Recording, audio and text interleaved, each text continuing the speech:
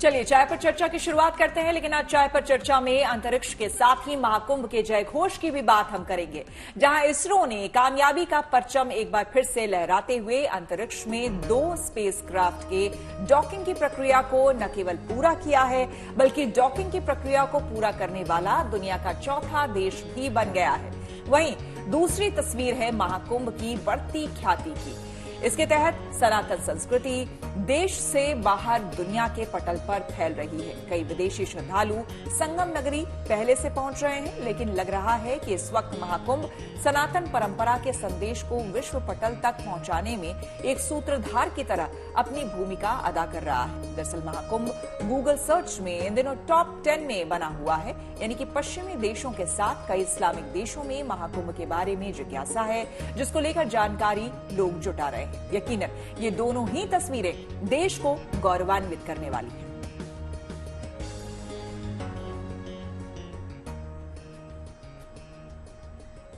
तो चलिए पहले आपको अंतरिक्ष में इसरो की कामयाबी दिखा देते हैं। इसरो ने अंतरिक्ष में 2 स्पेसक्राफ्ट की डॉकिंग की प्रक्रिया को सफलतापूर्वक पूरा कर लिया है और भारत अंतरिक्ष में 2 उपग्रहों को जोड़ने वाला दुनिया का चौथा देश बन गया है और इसरो की इस कामयाबी पर पूरे देश को गर्व है। देखिए अंतरिक्ष में इसरो की उड़ान।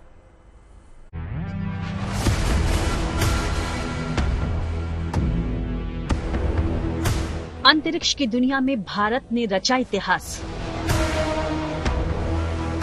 इसरो के स्पेडेक्स मिशन को मिली बड़ी कामयाबी। रूस, अमेरिका और चीन के बाद भारत दुनिया का चौथा देश बन गया है, जिसने अंतरिक्ष में सफलतापूर्वक डॉकिंग की प्रक्रिया पूरी की है। इस ऐतिहासिक उपलब्धि के बाद इसरो ने सोशल मीडिया पोस्ट पर देश के लिए इसे गौरव का पल बताया। इसरो ने लिखा, स्पेस में अंतरिक्ष यान की डॉकिंग सफलतापूर्वक पूरी हुई। ये एक ऐतिहासिक क्षण है। दोनों स्पेसक्राफ्ट को 15 मीटर से पहले 3 मीटर तक लाया गया। इसके बाद दोनों स्पेसक्राफ्ट को एक दूसरे से जोड़ा गया। भारत सफल स्पेस डॉकिंग करने वाला दुनिया का चौथा देश बन गया है। इसरो की इस कामयाबी पर प्रधानमंत्री नरेंद्र मोदी ने भी बधाई दी। उन्होंने सोशल मीडिया एक्स पर पोस्ट किया, हमारे वैज्ञानिकों को बधाई। इसरो ने अंतरिक्ष में उपग्रहों को जोड़कर भारत का मान बढ़ाया है। ये उपलब्धि भारत के आने वाले अंतरिक्ष मिशन के लिए महत्वपूर्ण है।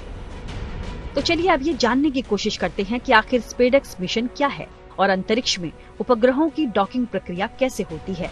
स्पेडेक्स मिशन को इसरो ने 30 दिसंबर 2024 को श्रीहरिकोटा के सतीश धवन स्पेस सेंटर से लॉन्च किया था। इसके तहत PSLV C-60 रॉकेट से 2 स्पेसक्राफ्ट पृथ्वी से 470 किलोमीटर ऊपर अंतरिक्ष में स्थापित किए गए थे। 220 किलोग्राम वजनी 2 उपग्रहों को अंतरिक्ष में एक दूसरे से जोड़ना इस मिशन का उद्देश्य था। पहले 7 जनवरी को दोनों स्पेसक्राफ्ट्स को कनेक्ट किया जाना था, लेकिन इसे टाल दिया गया था। फिर 9 जनवरी को डॉकिंग की कोशिश की गई, लेकिन स्पेसक्राफ्ट को 3 मीटर तक पास लाने के बाद तकनीकी दिक्कतों के कारण डॉकिंग हो नहीं पाई थी। लेकिन बाद में दोनों उपग्रहों की डॉकिंग प्रक्रिया पूरी की गई। अंतरिक्ष में डॉकिंग प्रोसेस आने वाले समय में भारत के लिए मील का पत्थर साबित होगा। स्पेस में डॉकिंग प्रक्रिया एक बहुत बड़ा एक्सपेरिमेंट होता है, जिससे भारत के कई अंतरिक्ष मिशन को मजबूती मिलेगी। मसलन चंद्रयान 4 की सफलता के लिए डॉकिंग प्रक्रिया अहम है। भारतीय अंतरिक्ष स्टेशन की स्थापना के लिए इस मिशन का पूरा होना बेहद जरूरी था और इसके साथ ही इंसान को चांद पर भेजने के लिए भी ये टेक्नोलॉजी जरूरी है। जाहिर है इसरो की ये उपलब्धि स्पेस की दुनिया में भारत को कई साल आगे ले जाने वाली है, जिससे न सिर्फ अंतरिक्ष की दुनिया में भारत का मान बढ़ेगा, बल्कि अंतरिक्ष की दुनिया के अनसुलझे रहस्यों से भी पर्दा उठेगा। Bureau report, good news today.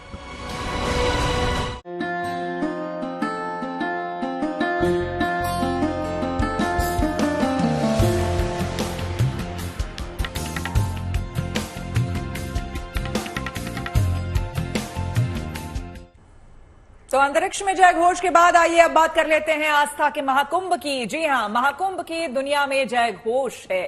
संगम तट पर कोई पुण्य पाने की कामना लेकर आ रहा है, कोई शांति की खोज में, कोई संगम में स्नान कर निष्पाप होना चाहता है, तो किसी को मोक्ष की तलाश है। सनातनी परंपरा को नजदीक से समझने के लिए यहां महाकुंभ ग्लोबली ट्रेंड में है। उसके बारे में कई देशों के लोग जानकारी जुटा रहे हैं। वहीं इन्हीं जानकारियों के आधार पर कई विदेशी मेहमान संगम नगरी पहुंच रहे हैं। इस बीच 10 देशों का 21 सदस्यीय इंटरनेशनल डेलीगेशन भी महाकुंभ पहुंचा, जो संगम तट पर स्नान की अहमियत को बयां करते हुए नजर आए।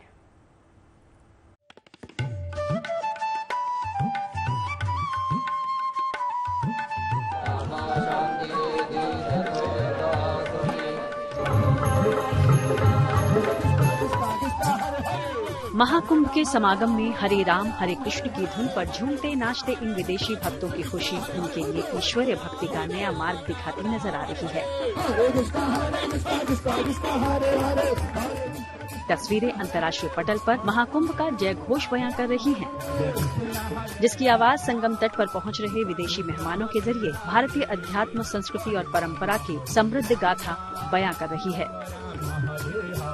ये सनातनी परंपरा की भव्यता और दिव्यता का ही प्रभाव है, जिसको कई विदेशी श्रद्धालु आत्मसात करते आए हैं और आज भी भारतीय धर्म, संस्कृति, स्नान, ध्यान और इसके आध्यात्मिक पहलू को करीब से समझना उनके लिए सौभाग्य की बात है। No water, no life. And these are magical waters. You know, Jai Ma, the waters from Mother Nature, the divine waters. So it's an honor and a blessing to share. I would love to go into the Ganges River to have a dip. That's the most holiest river in the world, and it's my dream to go there and to wash away all negativities. Yes, and I love India. कहते हैं ईश्वर तक पहुंचने का रास्ता भक्ति के साथ कर्म भी है। इसी सोच को ध्यान में रखते हुए अलग अलग कर्म क्षेत्र से जुड़े ये विदेशी श्रद्धालु महाकुंभ के जरिए वैश्विक परिवार का हिस्सा बनने पर बेहद उत्साहित हैं। It's like you are touching the legendary with your hand, and you are part of the history. And seeing this event makes us like feel not only religious but belonging to a global family. And we are very proud of it. It's such an honor, and I'm very happy to be part of those 400 million people, 400 million devotees, celebrities, politicians, tourists who are going to be here for the pilgrimage. I'm very honored.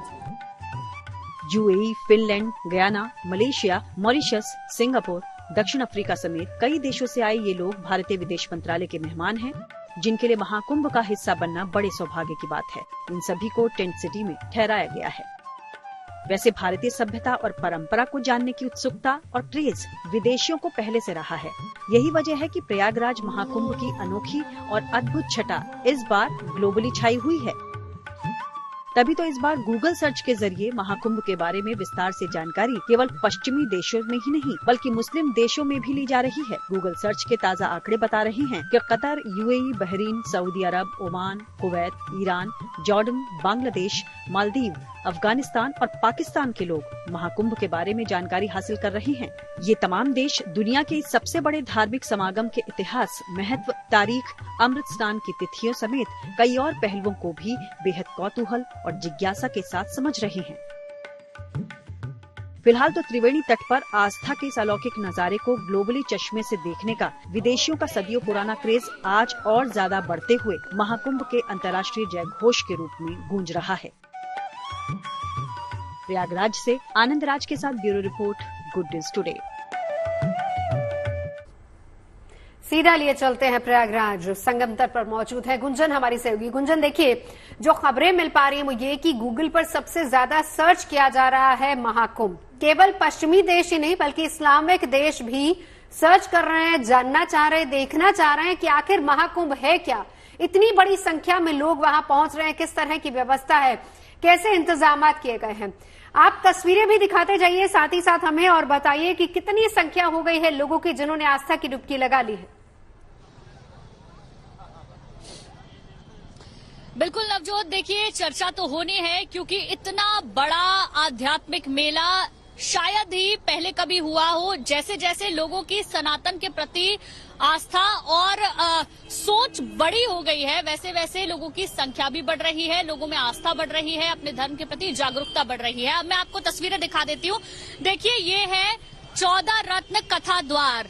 ये द्वार इस तरीके से पूरे कुंभ मेला क्षेत्र में कई जगह पर बनाए गए हैं। धर्म द्वार है, स्वास्तिक द्वार है, लेकिन इस द्वार के बारे में मैं आपको बता दूं, क्योंकि महाकुंभ की जो इतिहास है वो समुद्र मंथन से जुड़ा हुआ है। तो समुद्र मंथन के बाद जो 14 रत्न निकले थे, उन रत्नों को यहाँ पर दर्शाया गया है। यहाँ आप देखेंगे सेल्फी पॉइंट भी बनाया गया है। मैं अपने कैमरा पर्सन से कहूंगी कि वो सेल्फी पॉइंट दिखा दे, जहां लोग आ रहे हैं, अपनी तस्वीरें खिंचवा रहे हैं। #महाकुंभ 2025 इस तरीके से कई जगह सेल्फी पॉइंट्स आपको नजर आ जाएंगे, जहां लोग आ रहे हैं और अपनी फोटो खिंचवा रहे हैं। अब मैं आपको वो तस्वीरें भी दिखाती हूँ जहां से कुंभ का आप एक हल्का सा दृश्य देख पाएंगे। यहाँ से अगर आप नजर घुमाएंगे तो आपको लोगों की संख्या नजर आएगी। हालांकि पिछले दिनों के कंपैरिजन में संख्या काफी कम हो चुकी है। जिन लोगों को स्नान करना था, ज्यादातर लोग अमृत स्नान के दिन यहाँ पर पहुंचे थे और उसके अगले दिन यहाँ से प्रस्थान कर गए, और ये सिलसिला भी कुछ दिन तक जारी रहेगा। लेकिन जिस वक्त अमृत स्नान होगा, यानी कि अगला स्नान है 29 जनवरी को मौनी अमावस्या के दिन, तब लोगों की संख्या बहुत ज्यादा नजर आएगी। तब इस संख्या में और इजाफा होगा। गुंजन, लौटते हैं आपके पास। तस्वीरें बेहद खूबसूरत, संख्या भले ही थोड़ी सी कम हुई, लेकिन जाहिर सी बात है कि लोगों की आस्था इसमें भी रहती है कि अमृत स्नान के दिन ही वो यहाँ पर आए और स्नान करें। महाकुंभ में एक और जहां पर स्नान, ध्यान और दान की परंपरा निभाई जा रही है, वहीं दूसरी ओर आज से महाकुंभ में संस्कृति और सुरों के संगम की शुरुआत हो रही है। 24 फरवरी तक चलने वाले सुरों के संगम में देश के कई दिग्गज कलाकार प्रस्तुति देंगे, जिसमें कैलाश खेर, सोनू निगम समेत तमाम सितारे शामिल हैं।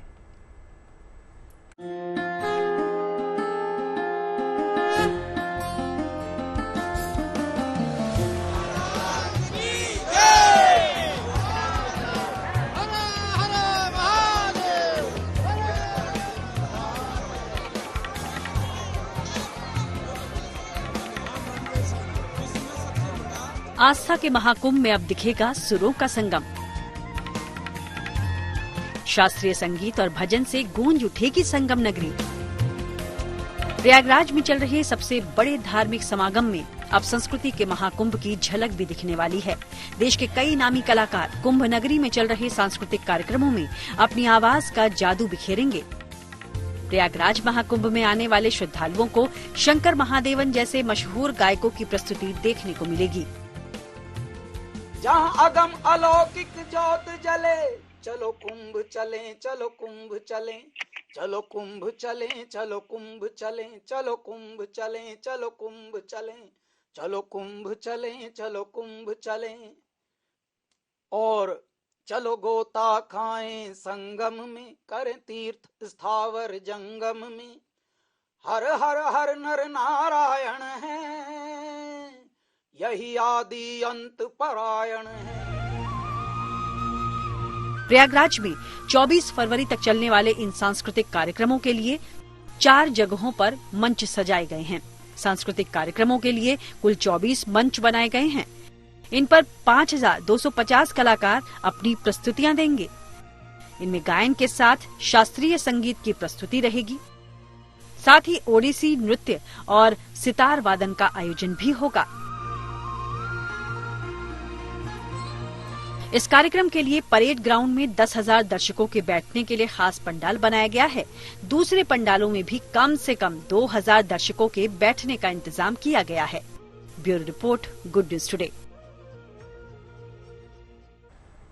तो तमाम तरह के कार्यक्रम यहाँ पर होने वाले, एक बार फिर से आपको लिए चलते हैं हमारे संवाददाता गुंजन के पास, जो कि प्रयागराज में लगातार बनी हुई हैं। गुंजन, देखिए, सांस्कृतिक कार्यक्रम के बारे में कहा जा रहा है कि अब सांस्कृतिक कार्यक्रम भी वहां शुरू हो जाएंगे।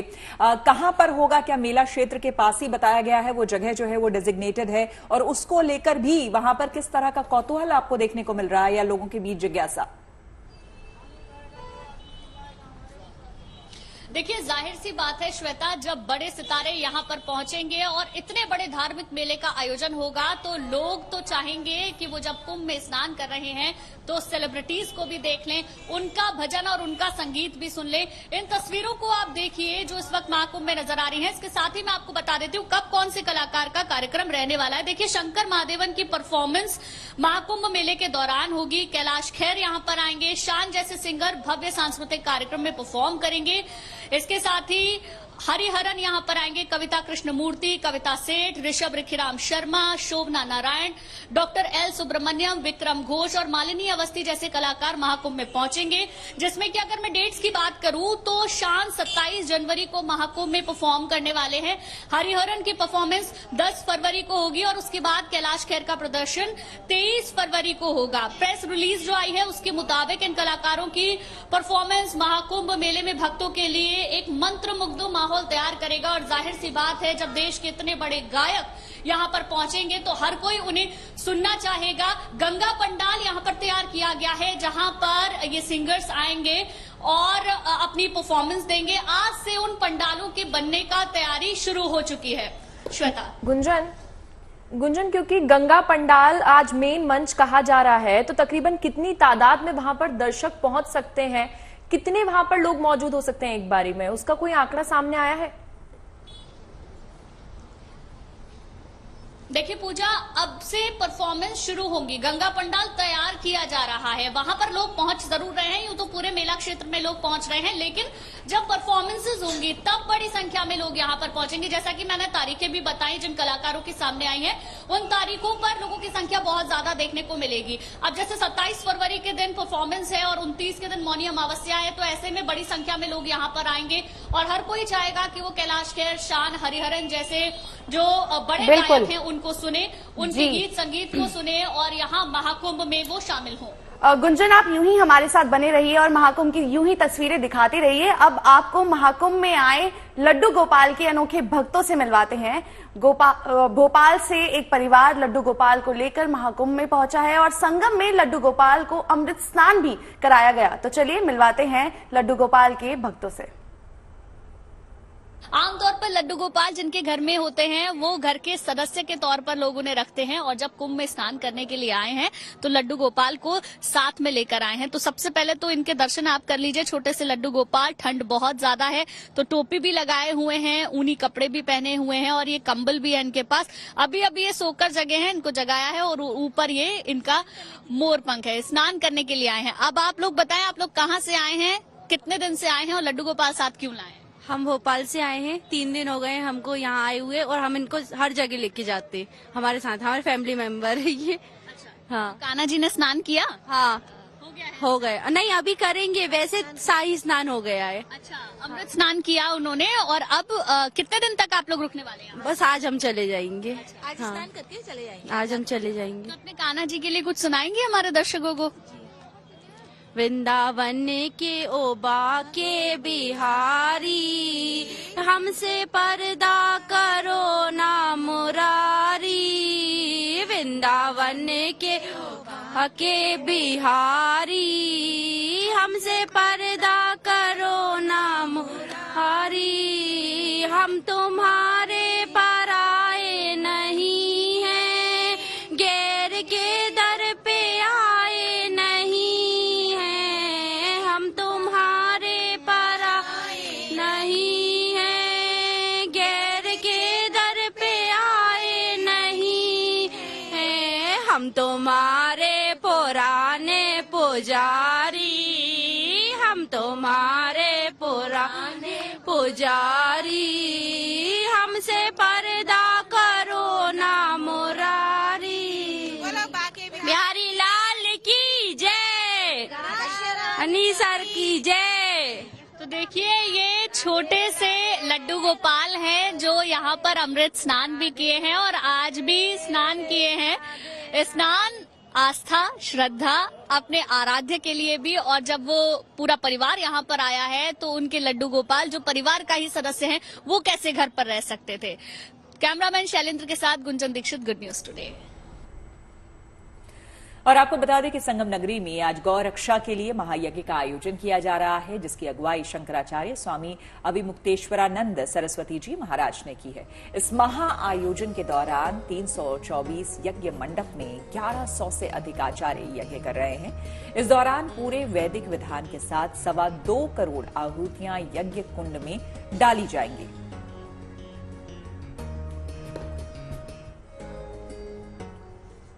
एक बार फिर से रुक कर लेते हैं गुंजन का। देखिए गुंजन, बहुत ही खूबसूरत रंग इस वक्त महाकुंभ से नजर आ रहे हैं और आप जिस तरीके से आसपास की तस्वीरें भी दिखा रही हैं, वहां पर आपने कहा कि संख्या भले ही थोड़ी कम हुई हो, लेकिन कंपैरेटिव अगर देखा जाए, कुछ लोगों से बात कीजिए, बहुत से लोग ऐसे होते हैं, देखिए कुंभ चल रहा है, स्नान करना, लेकिन कुछ लोगों की प्रायोरिटी होती है कि हम अमृत स्नान के दिन पहुंचे, लेकिन कुछ लोग कहते हैं जिस दिन ज्यादा रश नहीं हो हम उस दिन भी जाएं।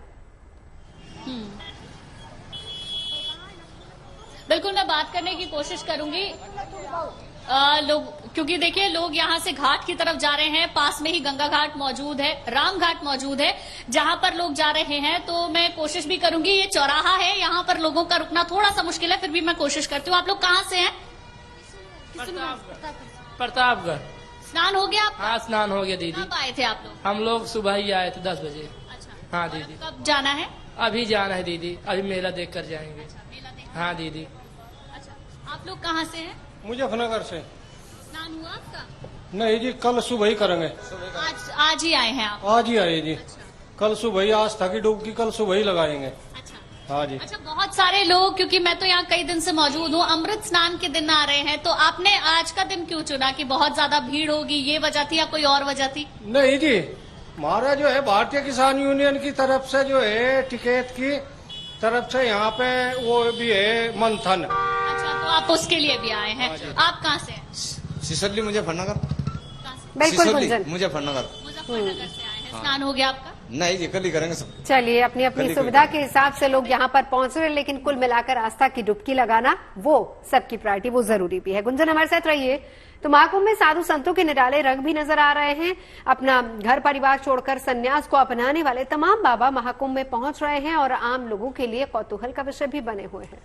तो कुंभ नहाने आ रहे हैं श्रद्धालु और इन बाबाओं से रूबरू भी हो रहे हैं और उनके बारे में जानने की कोशिश भी कर रहे हैं। देखिए महाकुंभ में कैसे कैसे बाबाओं का जमघट लगा हुआ है।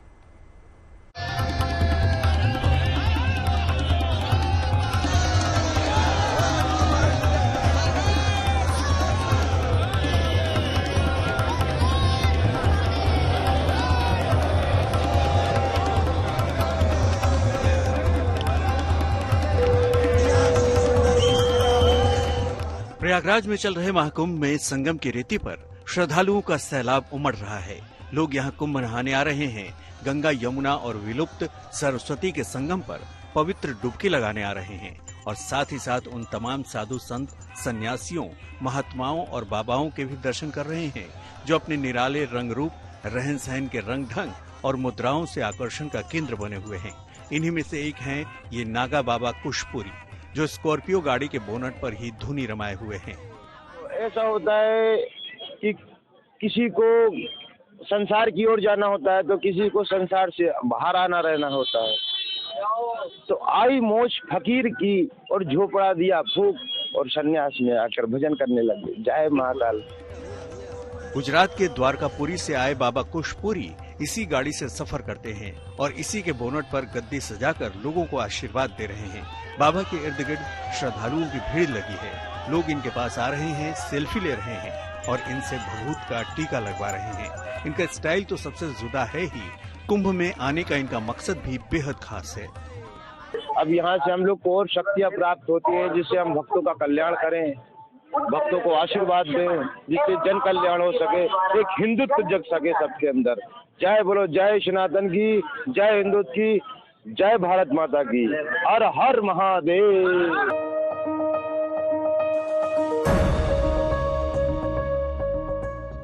कुंभ नगरी में तमाम साधु सन्यासी साधना और तपस्या में लगे हुए हैं। कांटे वाले बाबा भी इनमें से एक हैं, जो हठ योगियों की तरह कांटों की सेज पर ही लेटकर अपनी साधना कर रहे हैं। कांटे वाले बाबा का असली नाम रमेश कुमार मांझी है। इनका दावा है कि ये 40-42 वर्षों से कांटों पर आसन ग्रहण करके तपस्या कर रहे हैं और बदन पर कांटे ही ओढ़ भी रखे हैं। इनका कहना है कि इन्हें कांटों की इस सेज पर कोई कष्ट नहीं होता। वैसे तो किसी को एक भी कांटा चुभ जाए तो चीख निकल जाती है, लेकिन कांटों पर मजे से डमरू बजाते हुए ये बाबा सबको हैरान कर रहे हैं। ये बाबा सिर्फ प्रयागराज में ही नहीं बल्कि उज्जैन, नासिक, हरिद्वार और दूसरी जगहों पर भी जाते रहते हैं। इनका दावा है कि इस तरह साधना से इन्हें लाभ होता है। लाभ होता शरीर का। देखिए, दिन हो या रात, भगवान के भजन के लिए समय की कोई पाबंदी नहीं है। प्रयागराज के महाकुंभ में 24 घंटे राम नाम की धुन की गूंज रही है। देखिए हमारे संवाददाता संजय शर्मा की ये रिपोर्ट। यहाँ गोपाल जी विराजमान हैं और साधुओं की टोली यहाँ राम धुन गाने में मस्त है।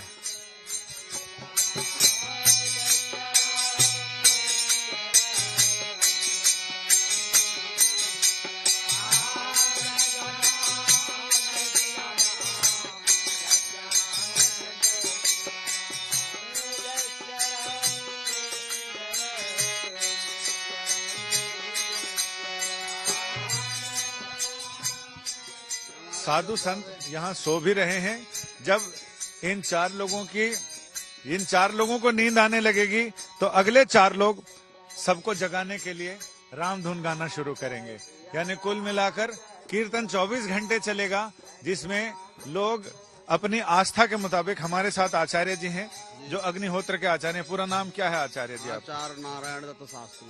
शास्त्री जी, ये बताएं कि आधी रात से ज्यादा का समय है और जब कुंभ नगरी में भी लोग विश्राम में चले गए हैं, तब यहाँ राम धुन लगातार गूंज रही है। जी, हमारा ये अयोध्या से आए हुए संत हैं। प्रत्येक माघ मास में भी एक मेला लगता है और 12 वर्ष में महाकुंभ, 6 वर्ष में अर्धकुंभ और 144 वर्ष में अर्धकुंभी का महाकुंभी का आयोजन होता है। तो ये 1 महीने तक निरंतर जो है रात दिन 24 घंटे नाम संकीर्तन चलेगा, क्योंकि ऐसा लिखा है, हरे नाम हरे नाम हरे नामैव केवलम कलौ नास्तैव नास्तैव नास्तैव गति अन्यथा। कलयुग में हरि नाम ही एक सार है।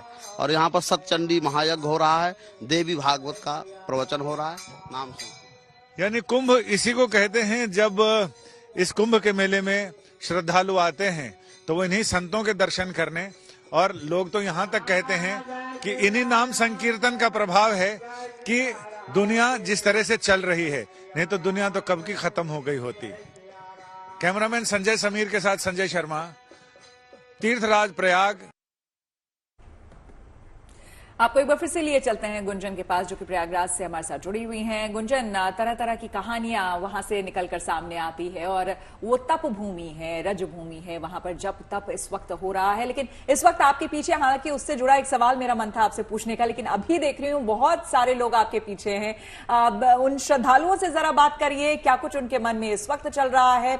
इंतजार, क्या उन लोगों ने डुबकी लगा ली है या फिर इंतजार है कि कल सुबह होने का और फिर पावन मौके पर फिर वो डुबकी लगाएंगे सुबह सुबह? बिल्कुल श्वेता, मैं सीधे लोगों से बात करती हूँ। कहाँ से आए हैं आप लोग? हम लोग लोकल ही हैं, यहीं के प्रयागराज के ही हैं हम लोग। और यहाँ हम एमपी से आए हैं, एमपी रायसेन जिला से। तो डुबकी लगाई? हाँ लगाई, 8 दिन हो गए। 8 दिन में कितनी बार गंगा स्नान किया? 8 दिन में 8 ही बार। हर रोज? हर दिन 2 बार, एक सुबह एक शाम को। बहुत बढ़िया। आप कहाँ से? शहडोल से। आपका स्नान हुआ? हाँ हो गया। हाँ। अभी कब तक रुकेंगे कुंभ में? हम लोग 3-4 दिन रुकेंगे अभी। अच्छा। कितने दिन पहले आए हुए हैं? हम 3-4 दिन हो गए। मतलब 1 हफ्ते का पूरा आपका प्लान है यहाँ रुकने का। आप लोग कहाँ से? हम झूसी से हैं, झूसी से। अच्छा। लोकल है। हाँ। अच्छा। आज आप, हम लोग आए हैं अपने रिश्तेदार को लेके आए, दीदी जीजा लोग आए हैं नहाने। मेला स्नान हो गया? हाँ स्नान हो गया। मेला बहुत ही अच्छा है। हमारे जीजा लोग आए हैं बिहार से, बोल रहे हैं महाकुंभ पहली बार आए, बहुत अच्छा लगा। आप लोग कहाँ से हैं? झारखंड, धनबाद। स्नान हो गया? स्नान हो गया। कैसा लगा, कैसा लग रहा है यहाँ पर आकर? बहुत बढ़िया, बहुत बढ़िया व्यवस्था, बहुत बढ़िया है। योगी जी की व्यवस्था बहुत बढ़िया है, कहीं दिक्कत नहीं हुई है सारे जगह। मैम यूपी 30 बिल्कुल बिल्कुल, दूर दूर से गुंजन यहाँ पर लोग आ रहे हैं आस्था की डुबकी लगाने के लिए, और जाहिर सी बात है सबका अपना अपना अनुभव है। बहुत धन्यवाद आपका हमारे साथ जुड़ने के लिए। चलिए अब आपको हम प्रभु श्री राम की नगरी अयोध्या लिए चलते हैं, जहां पर श्रद्धालुओं का जनसमुद्र उमड़ पड़ा है। महाकुंभ में स्नान के बाद बड़ी संख्या में श्रद्धालु अवधपुरी का रुख कर रहे हैं। चूंकि प्रयागराज से अयोध्या की दूरी महज 160 किलोमीटर है, ऐसे में श्रद्धालु संगम में आस्था की डुबकी लगाने के बाद रामलला के दर्शन के लिए भी पहुंच रहे हैं।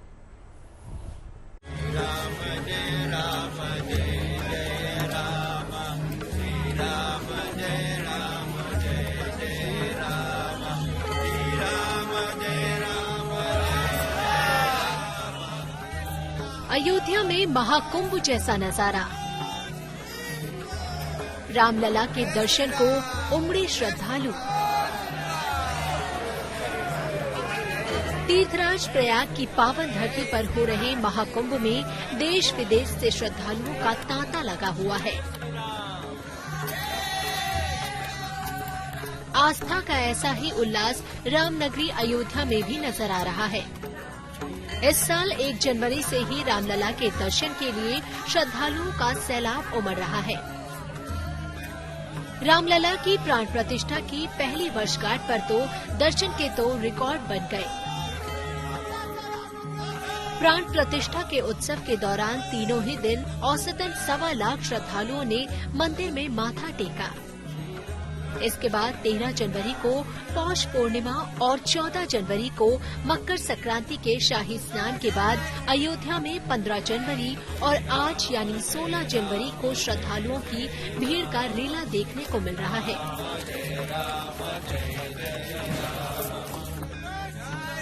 लंबी लंबी कतारों में लगे श्रद्धालुओं के जोश को मौसम की बेरुखी भी कम नहीं कर सकी। कड़ाके की ठंड और शीतलहर के बावजूद श्रद्धालुओं के उत्साह में कोई कमी नहीं है।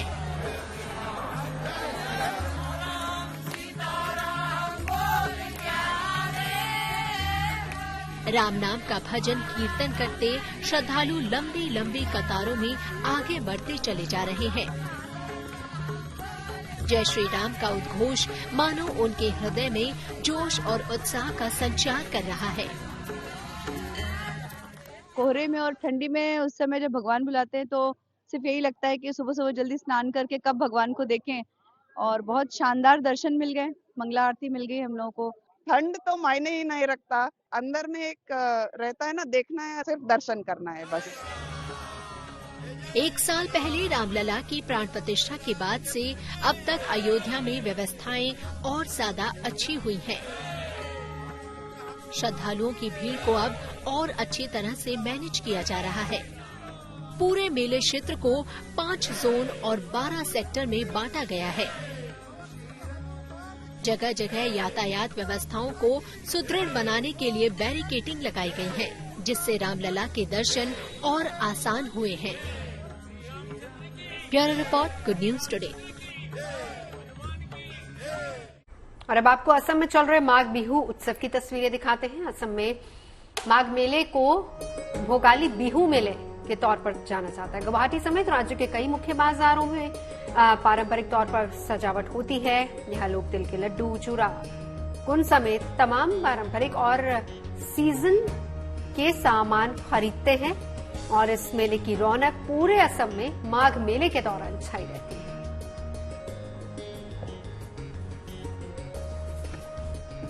असम में तो बिहू का बहुत पॉपुलर है। अभी जो मामा है, मामा बहुत बिहू के लिए बहुत भी कुछ काम कर रहा है, लेकिन बिहू हमारा अभी जितना आगे में दुकान था उधर में आगे में दुकान 20 था, अभी तो दुकान हमारा 40 भी ज्यादा हो गया। आसामीज बिहू में जो लगता है भोगाली बिहू में ये सब सामान सारा है। इससे 2-1 बीट नहीं है, वो हम नहीं ढूंढ पाया इसलिए नहीं लेके आया। जो जितना सकता है वो ढूंढ के लेके आया।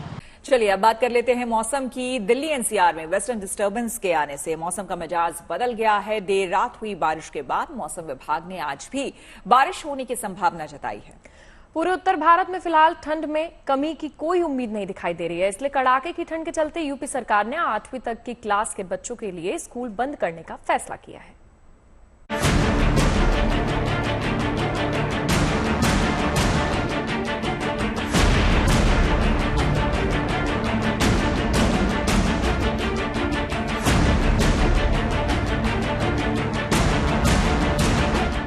पूरे उत्तर भारत में कोहरे और शीतलहर का सितम जारी है। मौसम विभाग ने बारिश को लेकर अलर्ट भी जारी किया है। दिल्ली में देर रात कुछ इलाकों में बारिश ने एक बार फिर से ठंडक का एहसास बढ़ा दिया है। मौसम विभाग के मुताबिक बारिश का ये सिलसिला आज भी जारी रहेगा। अनुमान तो ये भी है कि तेज हवाओं के साथ बादल गरजेंगे भी और बरसेंगे भी। मौसम के इस बदले मिजाज से दिल्ली एनसीआर में प्रदूषण से भी राहत मिलने की संभावना है। दिल्ली और एनसीआर के मौसम ने एक बार फिर से करवट ली है। बुधवार की सुबह जहां घना कोहरा छाया हुआ था, गुरुवार की सुबह उसके उलट विजिबिलिटी तो बिल्कुल क्लियर है, लेकिन बारिश हो रही है। सारी रात हल्की हल्की दिल्ली और एनसीआर के इलाके में बारिश होती रही और इसकी वजह से कोहरा तो नहीं है लेकिन ठंड बढ़ गई है। और अनुमान यह है कि अगले 24 घंटे तो कम से कम इसी तरीके का मौसम रहेगा, लेकिन उसके बाद एक बार फिर से कोहरा की वापसी होगी, कोहरा एक बार फिर से पड़ना शुरू होगा, लेकिन ठंड अभी अगले एक हफ्ते तक इसी तरीके से बनी रहेगी। यानी जो मिनिमम टेम्परेचर है वो 10 डिग्री के नीचे रहेगा और मैक्सिमम टेम्परेचर तो 20 डिग्री के आसपास है। दिल्ली में बारिश से दिन में कपकपी बढ़ सकती है। अधिकतम तापमान 18 और न्यूनतम 10 डिग्री रह सकता है। मौसम विभाग का कहना है कि 17 और 18 जनवरी को घना कोहरा रहेगा। आंशिक तौर पर बादल छाए रहेंगे। अधिकतम तापमान 18 डिग्री और न्यूनतम 7 से 8 डिग्री रह सकता है। 19 और 20 जनवरी को कोहरे का सितम थोड़ा कम रहेगा, इसलिए सड़क पर निकले तो पूरी सावधानी बरतें। दरअसल इस वक्त मैदानी इलाकों में एक पश्चिमी विक्षोभ सक्रिय है, जिसकी वजह से बारिश हो रही है और पहाड़ी राज्यों में बर्फबारी की भी संभावना है। दिल्ली और आसपास के इलाकों में न्यूनतम तापमान सामान्य से थोड़ा अधिक रहने की संभावना है। हालांकि कोहरा और धुंध की स्थिति बनी रहेगी। पहले से ही उत्तर भारत में कड़ाके की ठंड पड़ रही है, इसलिए उत्तर प्रदेश सरकार ने आज और कल यानी 17 जनवरी तक 1 से 8वीं कक्षा तक के स्कूलों में अवकाश घोषित कर दिया है। यूपी सरकार ने यह फैसला बच्चों की सुरक्षा और स्वास्थ्य को ध्यान में रखते हुए लिया है, क्योंकि शीतलहर के कारण तापमान में गिरावट आई है। बिहार की राजधानी पटना और जमुई में भी सभी निजी और सरकारी स्कूलों में 8वीं तक के क्लास को 18 जनवरी तक बंद रखने का फैसला किया गया है। पूरे उत्तर भारत में भीषण ठंड पड़ रही है, इसलिए इस ठंड में सावधानी भी उतनी ही जरूरी है, क्योंकि लापरवाही भारी पड़ सकती है। Bureau report, good news today. ठंडा मौसम है, चाट खाई जाए? खा सकते हैं कि नहीं? क्यों नहीं खा सकते? बिल्कुल। ठंड में लोग अवॉइड नहीं करते? अवॉइड करते हैं, पर ऐसे तो हमने लस्सी भी एक दिन आपको पिलाई थी। लेकिन वो गर्मा गर्म जब आप स्टॉल पे जाके खाते हैं तो गरम गरम जब ऊपर वो टिक्की के साथ वो छोले डालते हैं तो मजा ही आता है खाने में। टिक्की इज डिफरेंट, दही वाली एंड पापड़ी वाली चाट। मैं दही वाली अवॉइड करूंगी अभी, गले के लिए ठंड बहुत है। मैं थोड़ा सा उसमें छोले डलवा लूंगी। लेकिन मैंने देखा है कुछ लोगों की बड़ी कमजोरी होती है, जाके गोलगप्पे खाने ही खाने हैं, चाट खानी खानी। जैसे मैंने कुछ दिन पहले कल ही मैंने आइसक्रीम खाई है, तो मुझे लगता है गोलगप्पे आइसक्रीम इनसे गला खराब नहीं होता। खुशी आपकी इन्हीं बातों को बहुत मिस कर रहे थे, क्योंकि खुशी जो है वो चटोरी है बहुत ज्यादा, है ना? बिल्कुल। तो सबसे अच्छी चाट दिल्ली की कहाँ मिलती बताओ? सबसे अच्छी दिल्ली की चाट मैंने एक चटपटी गली है कमला नगर में, वहां पर मैंने चाट खाई है, बहुत अच्छी चाट। कमला नगर में तो छोले भटूरे बड़े स्वाद मिलते हैं। हाँ, बहुत कुछ है। मोमोज भी बड़े अच्छे मिलते हैं, बढ़िया। मेरे घर के पास है, सब कुछ आस पास ही है मेरे। तो इनवाइट करो किसी दिन। बिल्कुल आइएगा। आपने कहाँ खाई है दिल्ली में बेस्ट चाट? लाजपत नगर। लाजपत नगर में कौन सी जगह? लाजपत नगर जो मार्केट है, मेन मार्केट, सेंटर मार्केट, वहाँ पर चाट मुझे ज्यादा, गोलगप्पे में वहीं के खाती हूँ। अच्छा, वहीं के पसंद है। वैसे मैंने सुना है कि इधर नोएडा में एक जगह मुझे किसी ने बताया, हालांकि मुझे भी ट्राई करना है कि वहाँ के गोलगप्पे अच्छे हैं कि नहीं, फिर मैं फाइनल बताऊंगी। लेकिन अदरवाइज काफी जगह की पुरानी दिल्ली की चाट बड़ी अच्छी लगती है ना? वो नटराज वाले की खाई है? पुरानी दिल्ली का तो खाना ही अलग है, वो जायका अलग है, वो कहा जाता है, इसलिए बहुत अच्छी है। थोड़ी हैवी भी हो जाती है। हैवी होती है। हम तो ऐसे ही करते रहेंगे खाने पीने की बातें। लेकिन आप ये बताइए कि आप जब खाने पीने के लिए जाते हैं तो वहां चर्चा क्या क्या होती है?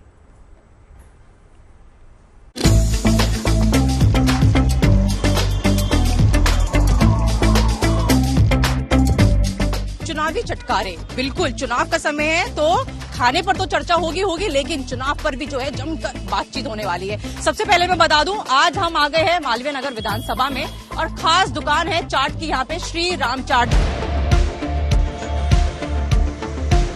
91 से मैडम। 91 से क्या स्वाद? एकदम मजेदार स्वाद है। एकदम मजेदार है जी। सरकार बदल की स्वाद तो नहीं बदला? नहीं बदला जी।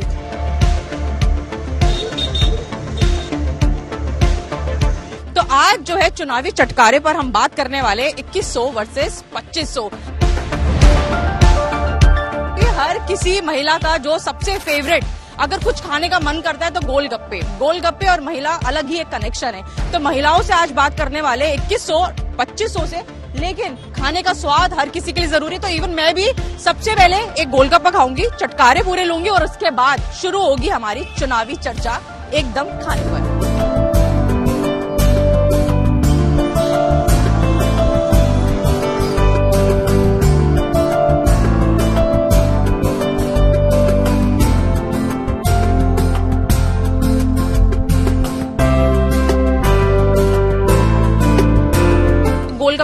पहले जरूरी है, क्योंकि आज महिलाएं हमारे साथ है। तो पहले ये गोलगप्पे का स्वाद, और अब चुनाव पर बात होगी। 2100 वर्सेस 2500। सबसे पहले तो आप ये बताइए। 2100 का उन्होंने वादा किया कि 2100 हम देंगे, और उनसे पूछो 2100 कहाँ से देंगे। उन्होंने 2100 लिए, वोटर आई कार्ड लिया।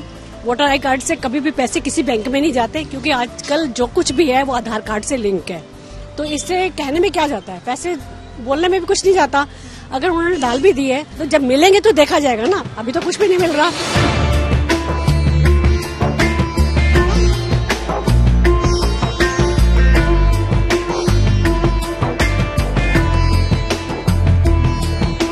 आप बताइए, चुनाव का असली मुद्दा क्या होना चाहिए?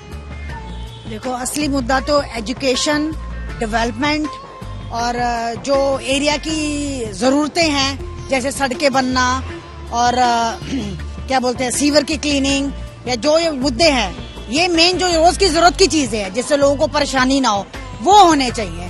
पैसे बांटने से क्या होता है और कौन सा बट रहे हैं? देखो, पार्टियां तो जब जो काम करेंगी वही अच्छी है ना। पार्टी तो कोई भी आए वही अच्छी होगी जो काम करेगी जनता के लिए, जो कुछ करेगी। तो ऐसे तो वादे तो करते ही हर लोग, काम करने वाला बंदा चाहिए।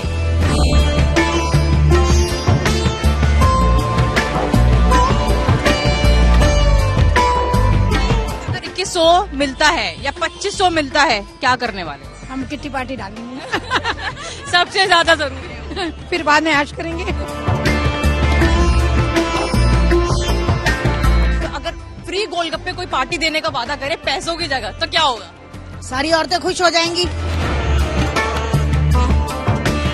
अगर पार्टियां फ्री गोलगप्पे, फ्री चाट, जो भी महिलाओं को पसंद है वो देने के वादे करे, तो क्या होगा? एकदम रुख बदल जाएगा, हवा कुछ और ही होगी। बिल्कुल बिल्कुल, सारी औरतें अपने घर का खाना बनाना छोड़ देंगी और सारी गोलगप्पे खाने आ जाएंगी यहाँ पे।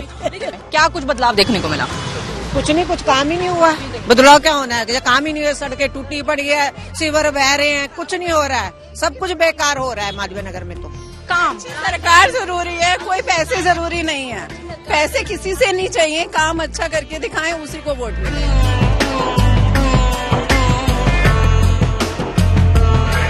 हर कोई जो है काम मांगता है, काम के नाम पर ही वोट देना चाहता है, ना कि 2100 या 2500 के नाम पे वोट। फिलहाल आज मैं आपको लेकर आई थी विधानसभा मालवीय नगर, जहां पर आपको श्री राम चाट पर लेकर आई, चटकारी भी दिलाए और चुनाव पर बात भी करी। तीखे तो थे गोलगप्पे, लेकिन जो ये चर्चा थी वो भी ज्यादा तीखी थी।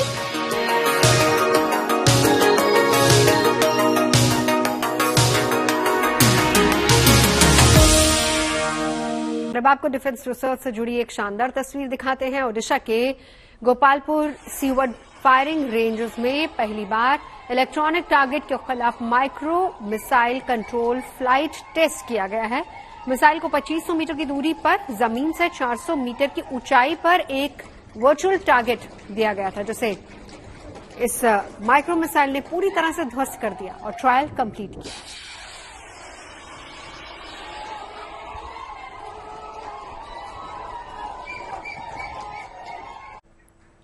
रंग महाकुंभ में क्या खूब बिखर रहे हैं। आस्था, परंपरा और संस्कृति के फूल महक रहे हैं।